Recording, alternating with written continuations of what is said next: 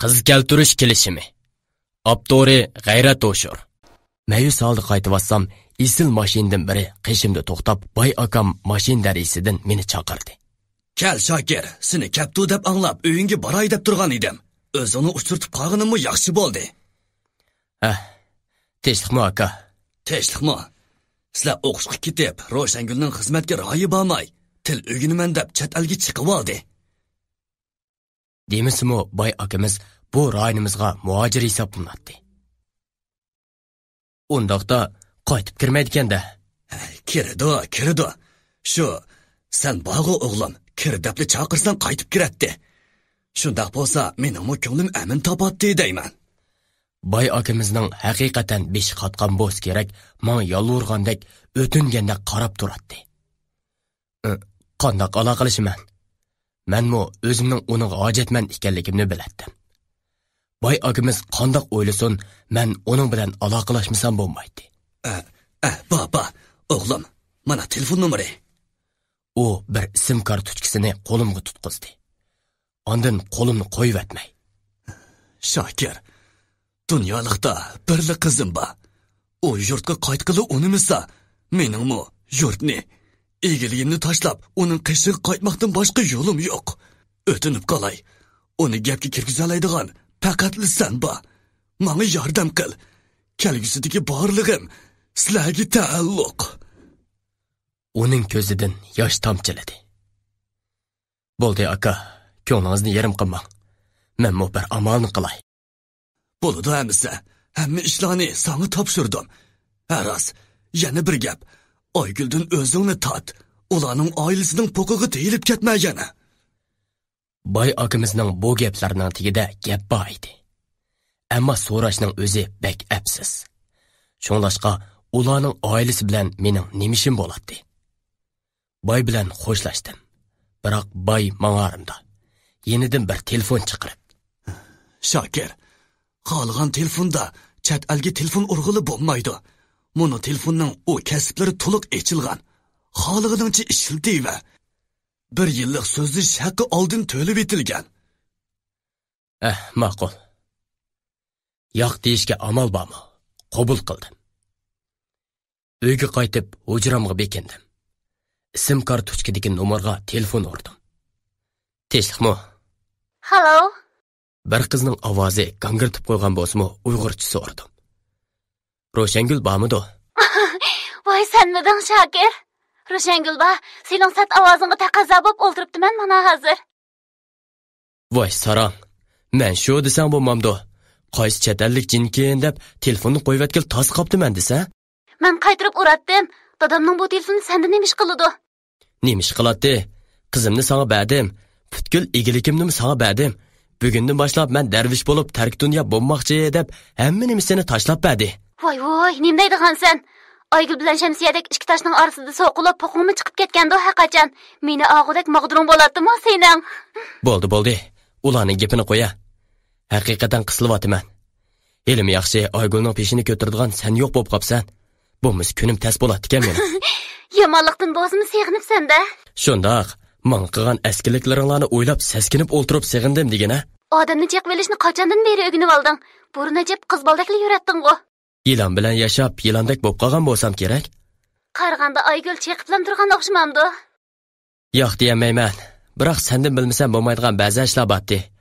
Shu u do'stingning gapini qo'yib, shu ishlar bir qavob basalchi. Menga hojiting tushdigan-a? Haqiqatan Shamsiya bilan Aygulning ziddiyati nima? Shamsiya To'xtamning ishlarini qandoq bildi degandek savollardi.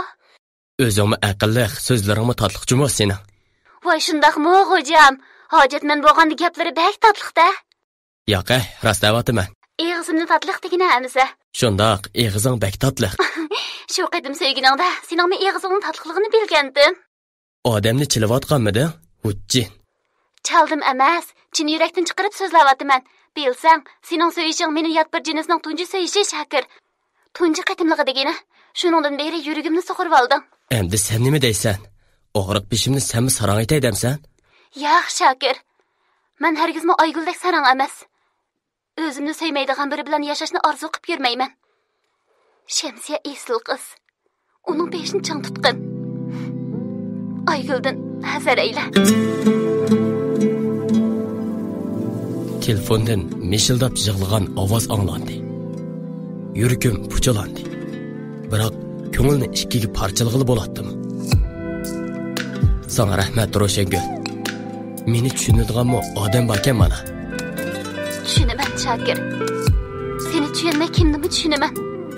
Sening bilmoqchi bo'lganlaringni bilgan bo'lsang, meni va boshqalarni hozirgi tushunganlaringdan boshqacha tuyg'uda tushungan bo'larding. Undoq bo'lsa, aytib bersangchi. Bu bak uzun hikoya. Telefonda deb o'g'li bo'lmaydi. Meni qashingga taklif qil, yaningga berib aytib beraman.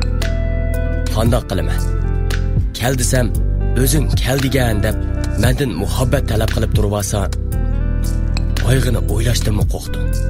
Men keldimisam kelsang bo'ladi-ku. Bu degan o'zingning yurti. Yurti nima ba? Yurtimda dard yutib o'tamdimi? Yaxshi Shakir. Sen keldimisang menga qaytib bormayman. Dadamga ochiq deganman. Xijil bo'lmay dadang shundoq gaplarni qilib yurdingmi? Qanday bo'lmabdimi? Yurakni o'zing ziydi qilgan bo'lgandan keyin o'zing davosini qil. Mening Shamsiyani suydiganimni bilasan-ku. Ko'ngilni ikkiga parchalag'ili bo'lsa, dabbaamisa. Men sendan muhabbat talab qilmayman. Faqat qishingdan qo'g'ilmay birga o'tkil qo'ysangni bo'ldi. Burmi yaxshi o'tgan. Hozirmi shundoq qo'ysak bo'ladi-ku. Shamsiya bilan aralashishingga qarshi turmayman. Balkim sizlarga yordam qilishim mumkin.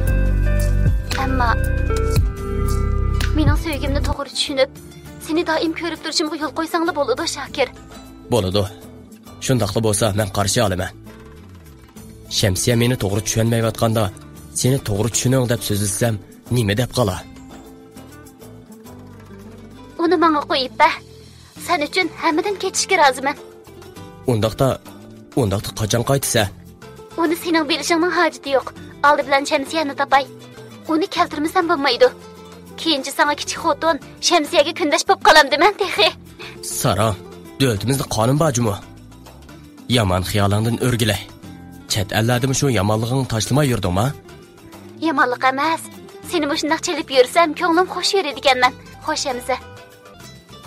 Roshengulning gaplari ko'nglimni ichib qo'ydi.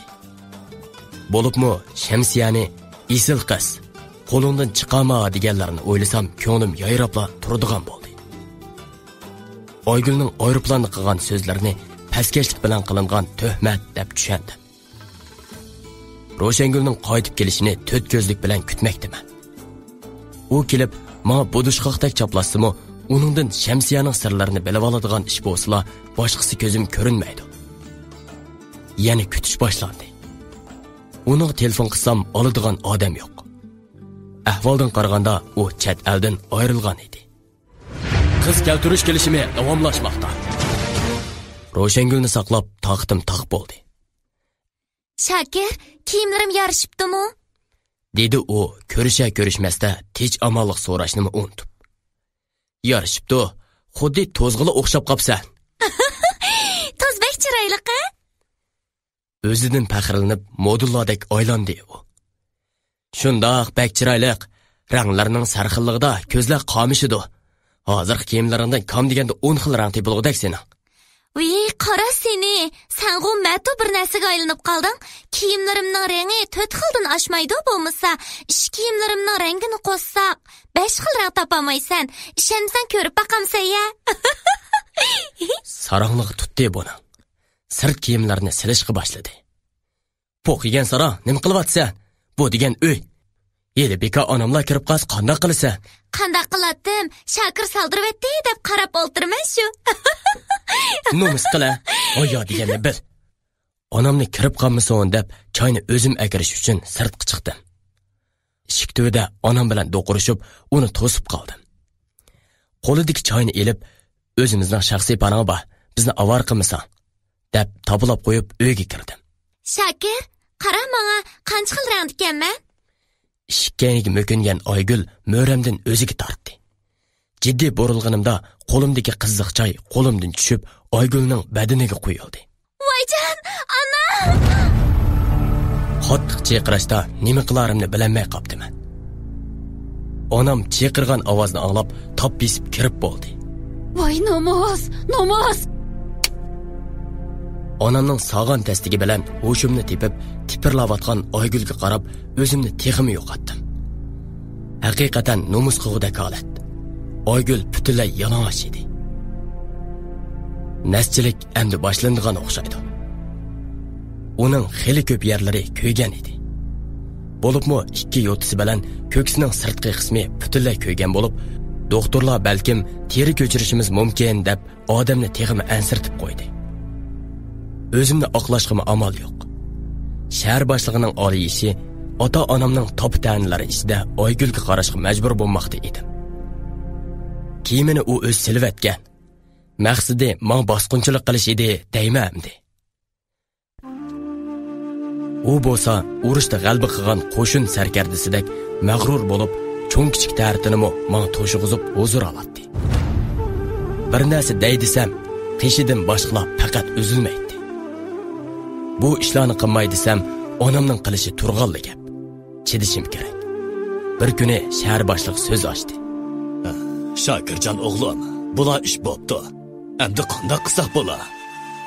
U mug'ambarlik bilan menga ma'nli qarab qo'yib. Dadanglar kelganda deyishvasak bo'larmikin? Oygulni bu totiqlar bilan yot biriga bersammi, sat bo'g'udak. Menimcha, hamma ishni putirib bo'lgan o'xshaysizlar. Tuyunglarni qiliversak qandoq? Yo'shirin aytilgan so'zning tig' uchi qizimni oyoq osti qilib bo'psan degan shapini beradi. O'zimni qandoq oqlayman? Onamni ikkimizning qilishadigan shaxsiy parang bor deb uyga kirgizmagan tursam. Oygul kiyimini o'z silvitibdi desam ishinaman. Bo'ldi. Uydagilar bilan deyishsizlar. Ko'zimga kelgan yoshni yo'shirish uchun sirtqa chiqdim. Qozonga yo'liqsang qarisi yuqar deb ko'nlarning aytqini bak to'g'ri ekan. Uning rasvoligini bilib turib uyga boshlagan menmi sara. Ammo u uyga o'zi izlab kelgan. Bu so'g'idilla hayday desammi, onam hujrama boshlab akirib bo'lgan tursa, nima amal deysizlar? Taqdir shundoq bo'lsa kerak. Uyga qaytib hujramga bekindim. Yotqonga beshimni cho'mkab, ovozimni bo'lishig'icha qo'yib etib yig'lab tashladim. Qiz keltirish kelishimi davomlashmoqda.